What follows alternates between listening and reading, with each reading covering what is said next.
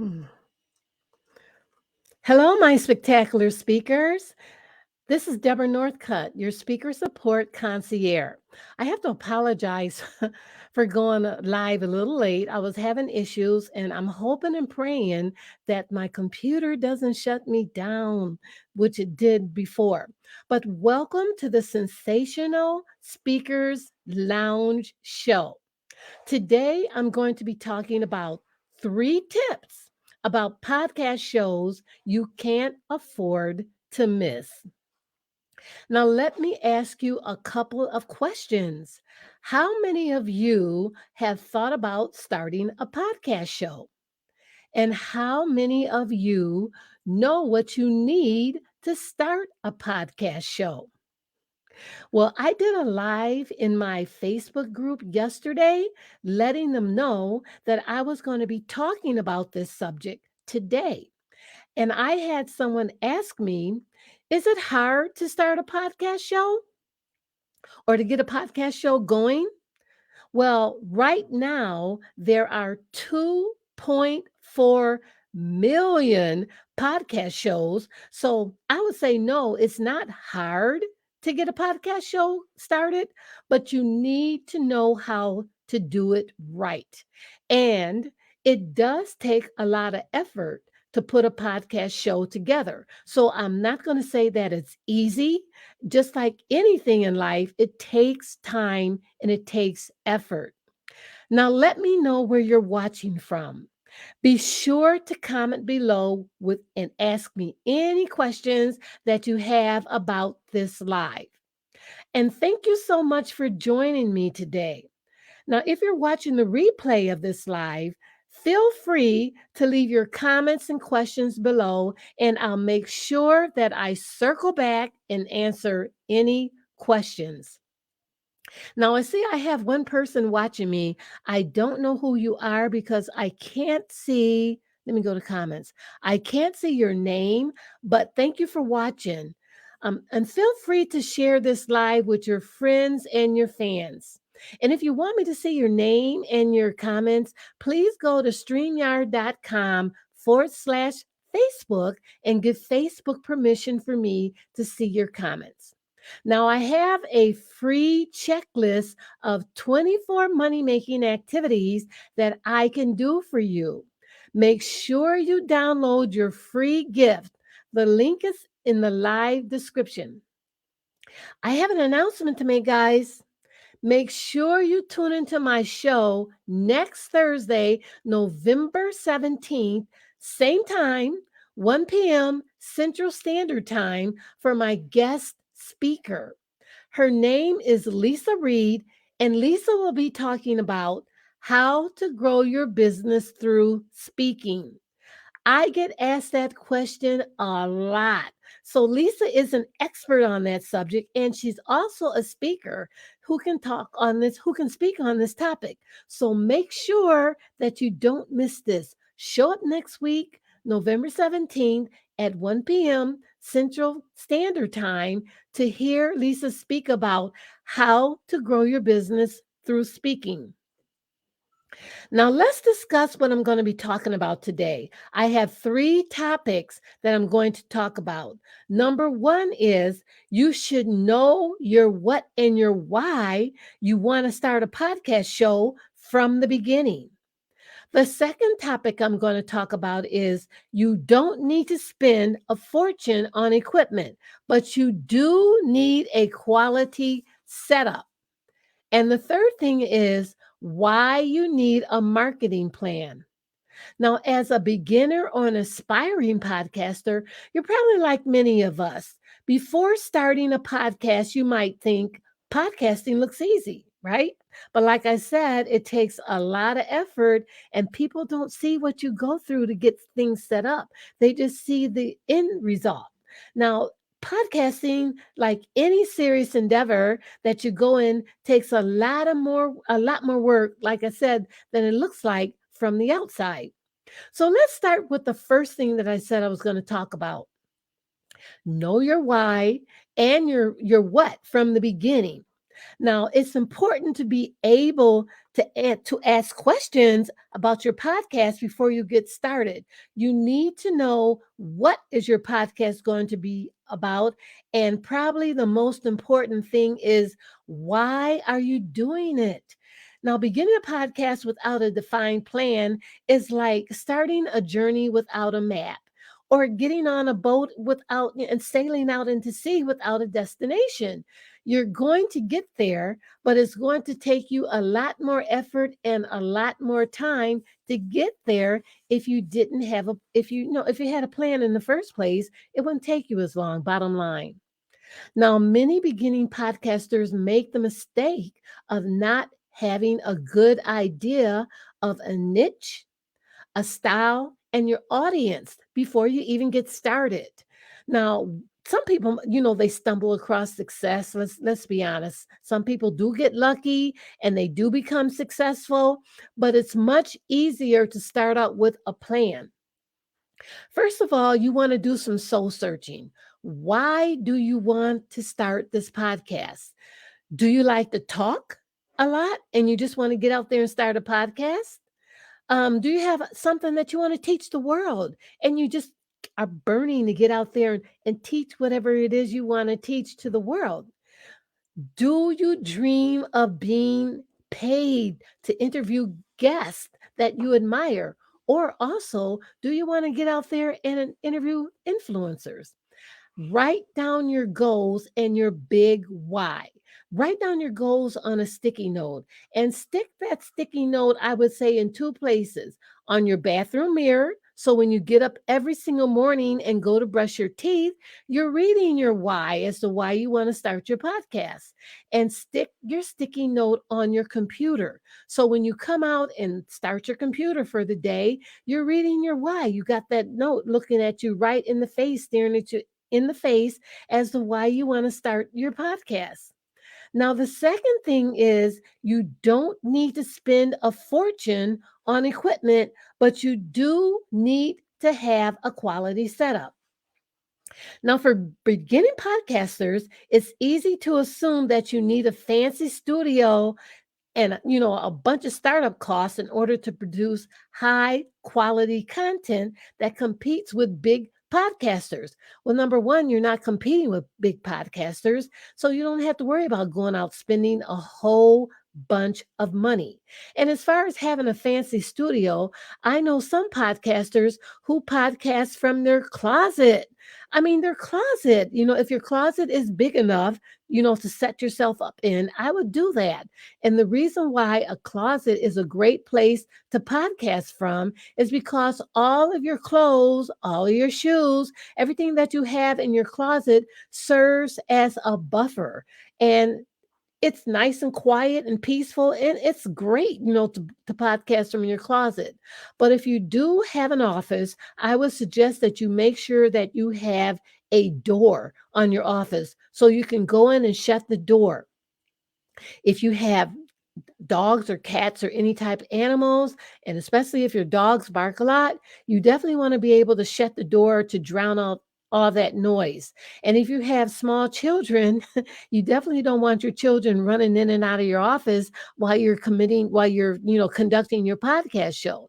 You definitely want to keep them busy. So put out a lot of toys or something to hold their attention so you can conduct your podcast show. Now, I have some equipment here that I'm going to show you. I could actually start my own podcast show if I wanted to myself. These are the things that you need to start your podcast show. So I'm going to show you. First thing that you can start out with is, and I'm going to show you here, is a web camera. I have this web camera. I've been having this camera for maybe 5 years. And I don't use it that often, but I have used it in the past. So I know for a fact this web camera here shows a wonderful, clear picture. I'm using the camera on my laptop right now, and this camera here shows a much clearer, deeper picture than my laptop camera. And this is what you need if you plan on having guests and if you plan on using Zoom, if you plan on having video for your podcast show. Everyone doesn't use video. A lot of people just have a audio podcast, which is fine too. But if you plan on using video, I would say buy this camera here, and the brand name is Speedal, Spedal. And I didn't spend a lot of money for this web camera. I can't tell you how much I spent, but I know it was under $100. So this camera here. It folds apart like this. Let me see if you can see. It comes apart, and this part here is what hooks over the front of your laptop. And this bottom part here, you close it to keep this together so it doesn't fall over like this while it's hooked onto your laptop. It also has a super long cord. I would say this cord is about 10 feet long. And at the bottom, it has this USB plug that you plug into a USB outlet in your computer. And there's this little red light that comes on to let you know that the camera's on. So this is a great web camera to use. Logitech is another great brand if you want to buy a USB camera. Second thing I would suggest is investing in a pair of these headset that go over your ears. Now, I love these type of headsets because I have tiny ears, guys. I have small ears. I don't know if you can see it, but when I put any type of headphones that stick in your ears, they fall out on me all the time. So I love these type of headsets that go over your ears. Now, this brand here is called Treble Box, I do believe. And everything that I'm showing you, you can get it on Amazon. This is where I bought these. And I paid like $80 for these headsets. They also have a button on the side that cancels out noise. So, like I'm saying, these are great headsets right here to use for podcasting. And as you can see, how thick this rubber is, or this foam that goes over your ears. So they are very nice and cushioned. So, let me do this. I meant to take down this banner. So let me take my banner down just so you can see things a little bit better. Now, the next thing I want to show you is my Blue Yeti microphone. I love this Blue Yeti microphone here. My husband bought this microphone for me for Christmas 2 years ago. As a matter of fact, I'm using this microphone right now to do my live. And I just love it. Like I said, it has a button on the front. It's a mute button. And when it's pushed in, it flashes red to let you know that you're on mute. So don't make the mistake like I did once and go live and you've done your whole live. And when you go to look back at it, your lips are moving, but no, nothing's coming out because you're muted. So make sure that you're not on mute before you use your microphone here. Now I have this microphone on a adjustable arm that you can slide back and forth like this. You can't see the arm, but it's on an arm. You can take this microphone, you can leave it down like this. This is the way I like to have my microphone when I'm talking on live, or you can turn it up straight up like this. If you like your microphone up, I'm trying to show this the best I can.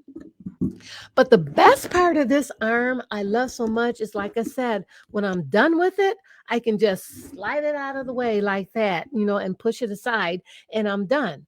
It also comes with a hook that you screw onto your desk, which is convenient. I love it. I love it. Now, what comes with this microphone? I'm going to show you the stand that actually comes with the microphone. This is the stand that comes with this Blue Yeti microphone. You can put the Blue Yeti in here. There's like two little holes that you screw the microphone into, and you can see the bottom of the stand. It has what is this, felt, so it doesn't slide all over the place. So you can sit the stand anywhere you want to, all over your desk. So if you just prefer to use a stand, this is good too. But like I said, I love my microphone being on this arm so I can move it back and forth. Now, the last thing I would suggest you get for your podcast show is this here. Now, this is called a pop filter. Now, I know you've seen this pop filter on front of the microphone. It goes in front of your microphone just like this as you're talking. I don't use it, but it goes in front of your microphone just like that. Oh, I'm showing my blue screen. Sorry, guys. And what this does, it when you're talking and you use words that start with a P, and you know how sometimes when you're talking and you say something that starts with a P, and your lips might pop, pop, pop.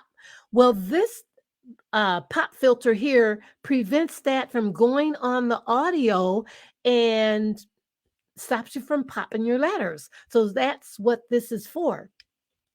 So, like I said, I have everything here at home. I could start my own podcast myself. But those are the things that you need. And like I said, you can order everything from Amazon. Total, everything total here, I would guess it might run you 250, $300. So, like I said, you don't have to break the bank buying equipment for your podcast show. Now, as far as audio and video is concerned, I don't use the audio and video because I'm not a podcaster, but I would suggest that you go to riverside.fm. That's River, like the river, side.fm for quality audio and video. So that's what I would suggest as far as your audio and video is concerned. Now, the last thing I want to talk about is having a marketing plan. And this is so important. Now, in a dream world, we all think that we can get out there and start our podcast show, and millions of listeners is going to come because we went out there and we started it. Well, I don't know if you've seen that movie, The Field of Dreams, where they said, if you build it, they will come. Well, they ain't coming because they don't know that you're not there. You have to market yourself. So, marketing is very, very important. And that's the one thing out of everything that I'm talking about that you really need to avoid. You need to market yourself because it takes a ton of effort to get anything started, your business, your podcast show, whatever you're doing. It takes a ton of strategy and marketing in order for people to know that you're there. So, having a marketing plan is crucial in order to grow your podcast show. Now, you need to start asking yourself some questions, and I'm going to read this. So, if you see me looking down, I'm reading this verbatim because I can't memorize this. So, you need to ask yourself, how are you going to get people to listen to your podcast show? Marketing. Where do the majority of your listeners hang out? And people ask you that question all the time. Well, where does your audience hang out? So, what they're really saying to you is, does your audience hang out on social media? And if they do hang out on social media, what channels are they hanging out on? The next thing you want to ask yourself is, do you have marketing experience that you can leverage? For instance, do you know how to use Facebook ads to get your marketing out there? And what social media platforms are the most effective for you? Now, with those questions in mind, there are plenty of ways to market your show, including email marketing, paid ads, social media channels, and networking events, be they virtual or in person. Now, let me tell you something. I did a 5-day podcast challenge, and that challenge was earlier this year. It was either in March or April. Guys, I made so many mistakes. It was the first time I did it, and I'm just going to be honest. I made so many mistakes when it came to marketing my challenge. Yeah, you can look at people doing challenges all day long, but like I said, you just don't know all the work that it takes to put together a challenge. You have to build your headers, to go out on your Facebook social media channels. You have to build email headers. You have to put a sales page together. You have to market that sales page in order for people to sign up for your challenge. And also, I went live in my group. I have a Facebook group for speakers. I went live in my group one time, just one time. Guys, that's a mistake. You need to go live at least 3 times 2 weeks before you start your challenge. I went live once. I also have an email list. I also sent that out to my email list that I was having a podcast challenge.